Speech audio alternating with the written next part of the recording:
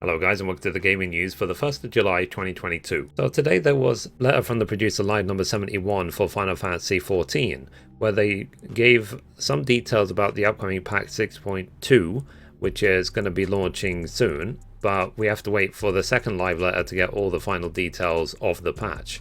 And then they said patch 6.18 will be releasing on July 5th after 24-hour maintenance. They'll be introducing data center travel, so you'll be able to travel between data centers to visit people on any server basically. And they're going to be adding more Japanese servers, more European servers, and upgrading some of the European data center equipment as well. Patch 6.2 will be called Buried Memory. And then there's going to be new main scenario quests, and they showed a couple of screenshots. We have to wait and see who this person is. And then there'll be new side quest. It says Tataru's grand endeavor continues, and players must first complete the Shadow of Mac quest series in order to do it. And then there'll be more Hildibrand quests as well in patch 6.25, and there'll be new weapon enhancement quests in 6.25, and they're going to be unlocked as part of the Hildibrand Quests. Legendary Mandeville weapons, quest-centric progression, and updates throughout the 6.x series. So you have Geralt, who helped with the previous Relic quests, and also Mandeville, who is Hildibrand's dad. And there's going to be new tribal quests in patch 6.25 as well, the Omicrons, who are going to be focused on the Disciples of Land, which are the gathering classes. And then there's going to be a new dungeon called the Fell Core of Troya, and they speculated how it looks a bit like Hawk Manor. And there's a new trial, but for now it is secret, and it will be revealed when patch 6.2 comes out. There's going to be the next 8-man raid for Pandemonium called Pandemonium Abyssos, and Savage will be coming out a week after the release of normal mode.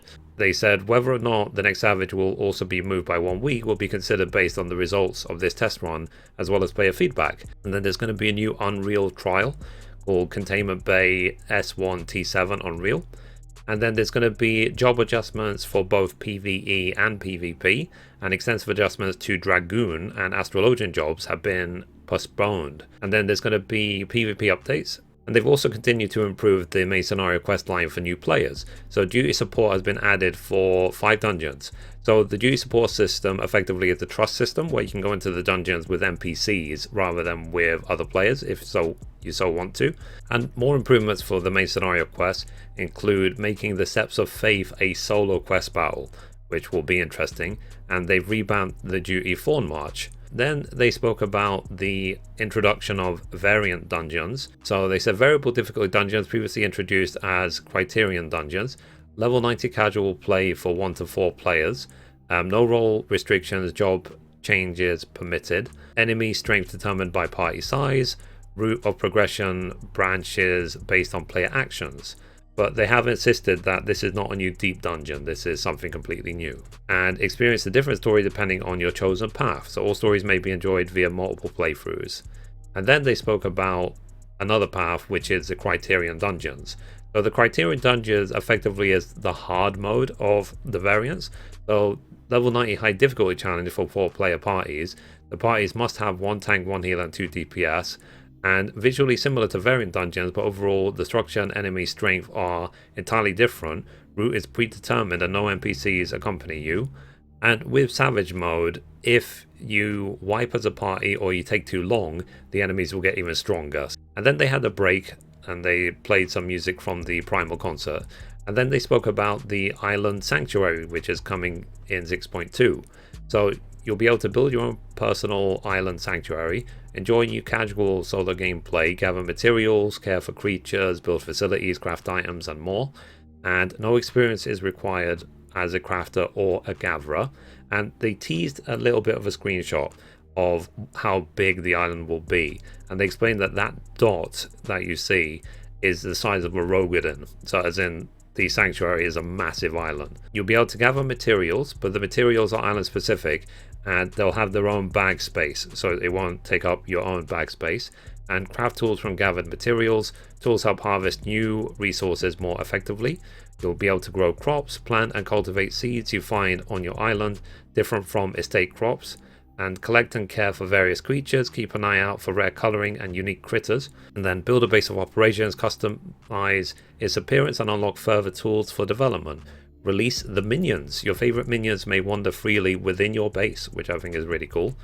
And then earn rewards, exchange accumulated island currency for special items, socialize with friends, invite visitors or travel to the islands of friends, and free company members, which is cool. So as you set up your island, you'll be able to share it with your friends, and maybe you can share ideas of how you've done it. Then more details will be coming in the next live letter. And the adventurer play and portrait systems have been completely revamped when moving from the beta to the official release, and they have explained how the adventurer plate will be updated. And then they also emphasize that all portraits created under the beta version will be lost after the official release. If you've already created an adventure plate, you'll have to update it when 6.2 comes out and do it again. And they said there'll be further additions to the adventure plates, and also it will show during the minigame Mahjong as well. And new poses will be added, new decorative features will be added, and copying pose and camera settings for portraits added.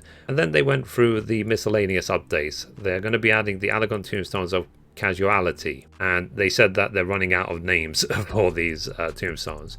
And there'll be new high-level crafted gear added as well, and ability to request repairs from other players both in and outside of duty, which is an interesting one.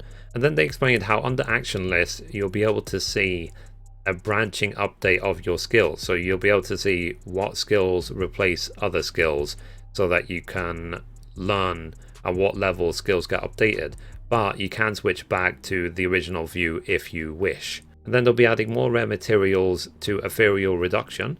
It says materials are not used in crafting battle related items. The glamour dresser capacity expanded from 400 to 800, which is actually really good. They said that they know that even at 800 people will probably still complain that it's not enough, but for now they're grateful to the server team for being able to double the capacity.